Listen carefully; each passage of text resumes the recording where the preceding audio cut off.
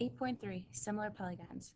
At the end of this lesson, you should be able to identify similar polygons, and you should also be able to use similar polygons to solve for lengths or angle measures of figures. Let's first start with the definition of similar polygons. Two polygons whose corresponding angles are congruent and their corresponding sides are proportional are considered to be similar. So looking at this figure, we see that angle B is congruent to X, A has two arcs that's congruent to W, C is congruent to Z, and D is congruent to Y. Now, for us to determine if the sides are proportional, that's when we need to take a look at their ratios. So AB's ratio is 3 to 9, which can simplify to 1/3. Now, this should be true for any of the other corresponding sides that we have, and I'm just going to pick one other or two others so that we can take a look at this. Looking at BD and XY, those are corresponding, and if we take a look at their ratios, we have 5/15, which once again simplifies to 1/3. Now, this is going to be true for any of the other corresponding side pairs that we are going to choose in this diagram. What we can say is if two polygons are similar, we can write their corresponding vertices or angles in order, and let me do that here, W, X, Y, Z, and we use this symbol to denote that they're similar. So some of this should remind you of what we did when we were working with congruent polygons and congruent triangles. And we're going to see some of those things pop up again when we're talking about similar polygons. Now, this ratio that all of the proportional sides simplified to is called the scale factor. And the scale factor is a ratio of the lengths of two corresponding sides to a similar polygon. And you always want to make sure that that's simplified first. Once we have the definition of similar polygons, we can use that. And here, it's telling us or asking us to decide if the polygons are similar. And if they are, we need to write a similarity statement. So the first part of it is that corresponding angles are congruent. And I see that H is congruent to M, and we're going to want to make sure that we write this. So I can say that angle H is congruent to angle M. We see that G and L are congruent. So angle G is congruent to angle L. Angle F is congruent to angle K. They both have 3 arcs within their angle. And last but not least, we have J is congruent to angle N.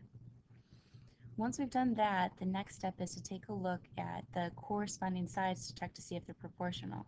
So taking a look here, let me change the color of our pen.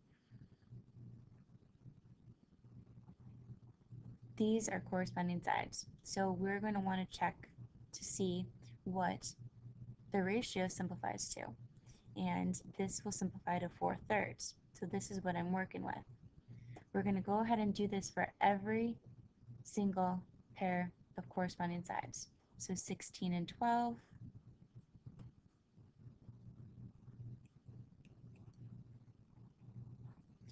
And then we need to take a look at 20 and 15. This also simplifies to 4/3. Both of them are divisible by 5. And then we can take a look at 12 and 9. 12 and 9 are both divisible by 3, and when we do that, we also get 4/3. So all of the sides are proportional. All of the corresponding angles are congruent, all the corresponding sides are proportional, so we can say that these polygons are similar. Our similarity statement then is going to be writing these in order, and we can say F, G, H, J is similar to K, L, M, N.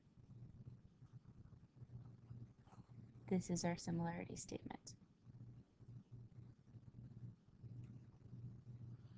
So let's say I was looking in a magazine and I found this awesome picture that I wanted to cut out, and I wanted to create it into a poster so that I can hang it in my room. And this original picture that I see from the magazine is 4 inches by 6 inches. And I know that I can make my picture to be 26 inches wide, but I want to figure out how tall I can make this poster. Well, these shapes are going to end up being similar to one another. So what we can do is, if they're similar, we know that their sides are supposed to be proportional, their corresponding sides. So in doing that, we can set up a proportion. So if this 6 is my height and this 4 is my width, I can go ahead and substitute in my height, which is unknown for the poster, and the width that is known. And then I have a proportion that we can simply solve. And so in order to solve, we'll cross multiply. And we have 4x. We have 4x is equal to 156. And when we divide both sides by 4 to solve for x, we get x is equal to 39. So we know that the height of our poster, when we enlarge it, will be 39 inches tall. One other thing that we need to know about similar polygons is that if two polygons are similar, then the ratio of the perimeters is the same as the ratio of their corresponding side lengths. So looking at this similarity statement, we see that EF corresponds with our S. And we know this because they're the first two letters in the similarity statement for each polygon. Now, when I take a look at this, I'm going to see that 4 over 8 is going to simplify to 1/2.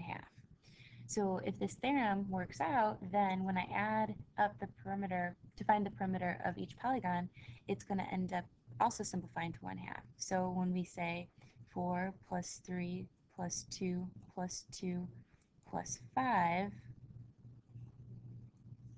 all over 8 plus 6 plus 4 plus 4 plus 10, this should end up simplifying to 1/2, and this is what we're going to check.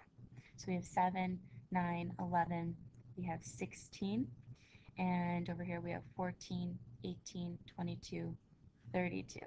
And yeah, 16 over 32 does simplify to 1/2. So this is a handy theorem that you can use, so that way you don't always have to know all the side lengths of your polygons. So for this practice, we can end up using this, and we know that these polygons are similar, and we want to find the value of x. And using the similarity statement, we know that CD and JK are going to match up with one another. And we also know that DF is going to match up with KL.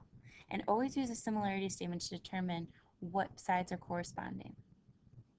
So here we can set up our proportion and say x over 2 is equal to 9 over 6. Once you have your proportion, then it's just algebra taking us through the rest of this. And we have 6x is equal to 18. And when we divide by 6, we get x is equal to 3. Done. So knowing the rules of similar polygons and the theorems that go with it really helps you solve for any missing angle measures or side lengths.